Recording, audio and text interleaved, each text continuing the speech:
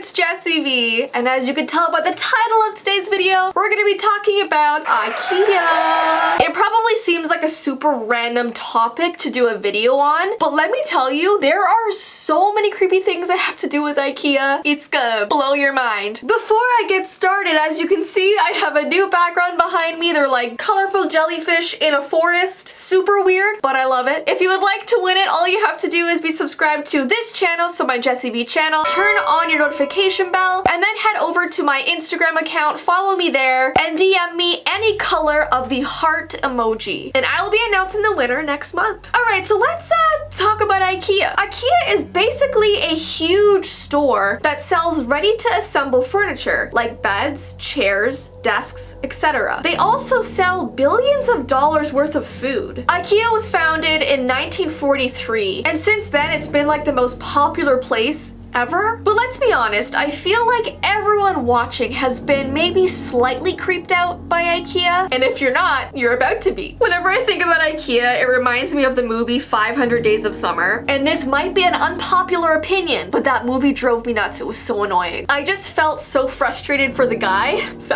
alright, let's start off this video going into some deep, dark secrets about the layout of IKEA. Yes, a maze. The store has been designed to take shoppers through every single department in the building. From the kitchen, to the couches, to the desks. They make sure that you see as many items as possible before you leave. Apparently, the employees that work there call this super long path the long natural way. And the pathway is supposed to curve every 50 feet, just so people don't get bored walking on it. So they've literally thought about everything. And the next fact is that exits are hard to find. Whenever I've been in an IKEA, it's like impossible to see the way out. There's no exit signs, there's no doorways. You're literally just following a path through the store. It's kind of like following the yellow brick road. Exits are hard to find because they don't want you to leave. They want you to finish walking through an entire floor before leaving. Do you ever wonder why every time you go to IKEA, you want to be there for like 20 minutes max and you leave 3 hours later and you're like, where did the time go? They know this. They know how to work with your mind. It's like IKEA is like a hamster maze. Once you go inside, you're gonna be in there for a while. It's creepy to think that everything is purposefully confusing. The next fact is that there are hidden shortcuts in IKEA. These shortcuts are kept completely secret from the public and only employees can use them. Obviously, they need shortcuts to get around the store faster. They can't use the same path that everyone else uses, or they'll be on that path for hours and hours. So next time you're walking through IKEA, keep your eye out for secret passageways. Sometimes they're just very small, unmarked doors. An old IKEA employee said, if you know where to look,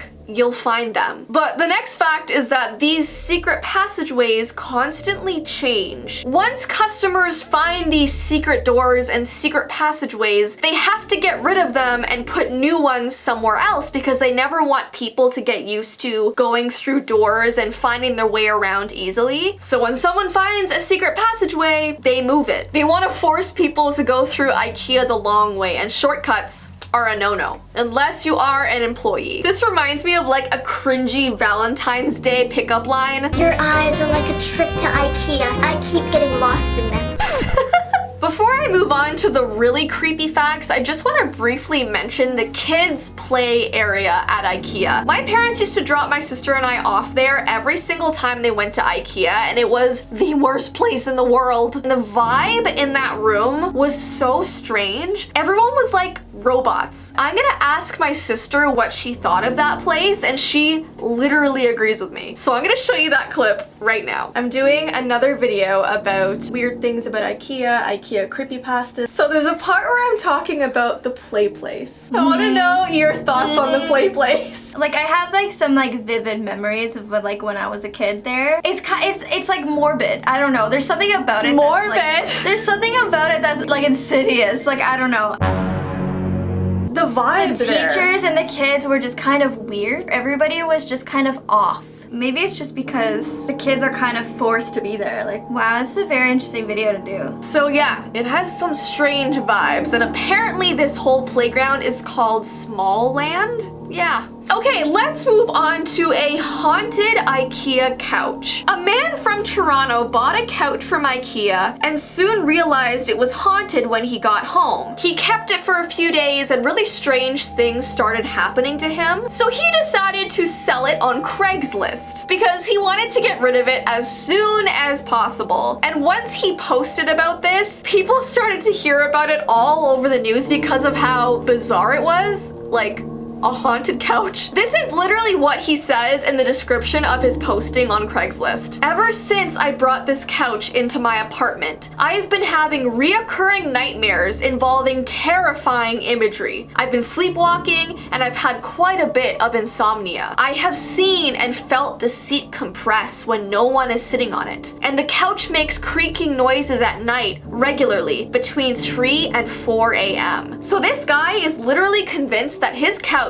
is super haunted. Now, unfortunately, this couch did not sell on Craigslist. Nobody wanted it. I wonder why. And what's hilarious is that because no one was buying this poor man's couch, IKEA actually decided to buy it from him. And this is IKEA's statement. They said, "One man's supernatural is another man's super comfy." So I think because it was gaining so much popularity, IKEA was like, all right. We'll take it back. All right, let's move on to an IKEA creepypasta. This may be true, this may not be true, we'll have to see. It's called The Night Shift. An employee that used to work at IKEA talked about a very scary experience that they had one night. He was on the night shift doing a bunch of stock work when he started hearing this mysterious tapping noise. He started wandering through the building trying to find out where this tapping was coming from, and the tapping got louder the closer he got to the basement stairs. He nervously walked down the steps and couldn't find the light switch anywhere. And as soon as his eyes adjusted to the dark, he saw a dark figure standing in the far corner, tapping its finger against the wall, just staring at him. So he ran up the stairs right away and went to tell the other 2 employees that were also working the night shift. And they told him to never follow the tapping and that that's happened to them before. They said that if you ever hear tapping, just ignore it.